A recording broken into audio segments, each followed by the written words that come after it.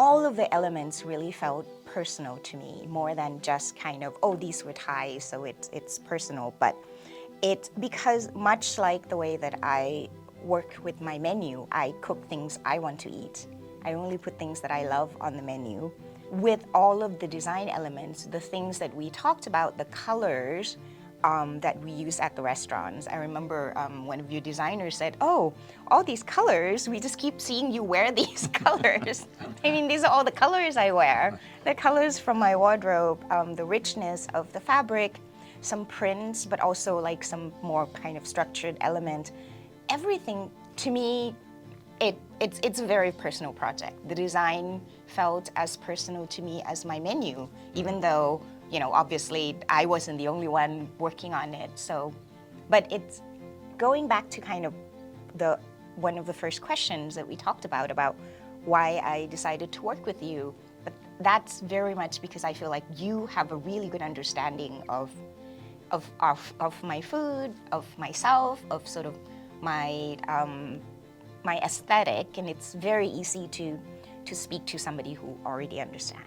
I think a lot of firms that do restaurant work for all kinds of clients. They do for developers and restaurateurs as well as chefs. And we only really do them for chefs, because I have no idea how you would design a restaurant if you didn't know what they were going to cook or understand the attitude behind the food. And to me, Thailand has just always been the jungle. I have this image of this incredibly lush greenery, obviously from its location and the climate and all that stuff. And it's just, you get the feeling that, if you look at a piece of bare land, turn away and then turn back, there'll be something growing on it. I think it's just like, if you give it water, which they have lots of, things grow. So I wanted, Post Street has a line of trees just outside, and Post Street is also a giant wind tunnel. So those trees are moving all the time. They're very animated in a kind of interesting way, which you don't really think of that street trees doing that, but these really do. They're animated trees. And then I thought, well, there's an opportunity, because we obviously wanted to open up the glazing so you could see out and see in, but you also want a sense of protection. So how did we do that? And the thought was, well, we could have these sort of hanging gardens that would give this kind of green filigree that you would see through, but a sense that you're sort of sitting in the jungle looking out. And to me, that was maybe the big aesthetic gesture in terms of how we approach the space. The food is the architecture is a pretty literal nod to Thailand, but in an abstracted way. So we've used pieces of script that are etched into the tabletops, and we bought some reclaimed teak from Thailand and used it to panel the whole upstairs. We bought some old Thai doors that we use as then sliding doors to create the private dining room. But everything else, so those are the sort of literal pieces. And then I think everything else is just, there's lots of greenery and lots of jungle. I remember the first time I saw this space, I thought like it looked like a greenhouse. And I sort of had this kind of imagined image of sort of semi-abandoned greenhouse, kind of that things just grew a little bit wildly, not quite jungle, but like a greenhouse that sort of is just things were rambling everywhere, growing everywhere, and a little bit kind of had a little wildness to it. And there was a lot of elements of Thai to me. I was born and raised in Bangkok, and I'm Thai, I think of myself.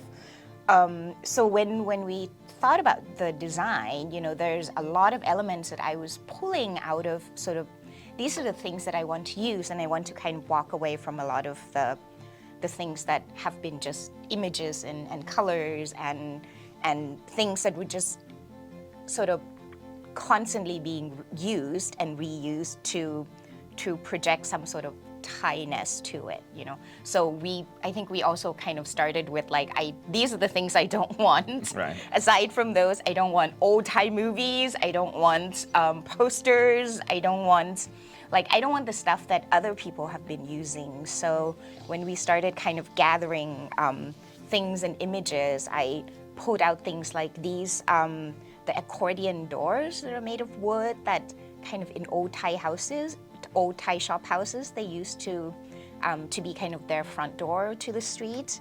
We pulled a lot of Thai houses, pictures of Thai houses that were made of teak and all these beautiful wood and silk, and the richness of the color of Thai silk, and we ended up kind of pretty much using all of those. And the script Olle is talking about are these Thai numbers. We write our own number. We don't use the Arabic numbers. We do, but we use the system. But we have our own script for each numbers, and they're really cool. So I kind of like wrote them out on paper, and they were like, "Oh, these are really cool." But we kind of abstracted a little bit because obviously, I mean, Olle doesn't want to do anything literal, right? So you're not allowed like to do 1, etching. 2, 3, 4. Exactly. We did part of one, half of two, a quarter of three. Exactly. So we line sort of huge pieces of wood, and then we just sort of etch the numbers kind of randomly, and then you just cut them into the pieces that we need. And with that, it's really, really cool. I think the interesting thing for me about Nari is it's one of the least predictable restaurants you will ever go into. The food is not predictable. You walk by on the street and you're kind of looking down. You know how at Rockefeller Center you look down at the skaters, and how that perspective is so different than if you're at the same level? Same thing's true at Nari. I can't think of another place in San Francisco where that happens, where you're from the street looking down into the dining space. The nice thing is people can be sitting there staring at you, and you're dining in there, you're completely unaware of them because they're up there somewhere, and you don't have to pay attention to them. But it's really a kind of a great little bit of street theater, I think, that you can look down, see it, and even from upstairs in the lobby and lounge, we have a spot where you can look down into the kitchen. You can watch the sort of ballet of what's going on there, and it really is a ballet. It's sort of a revelation, and I think maybe our great success there is that both the design and the food came together in their kind of unexpectedness,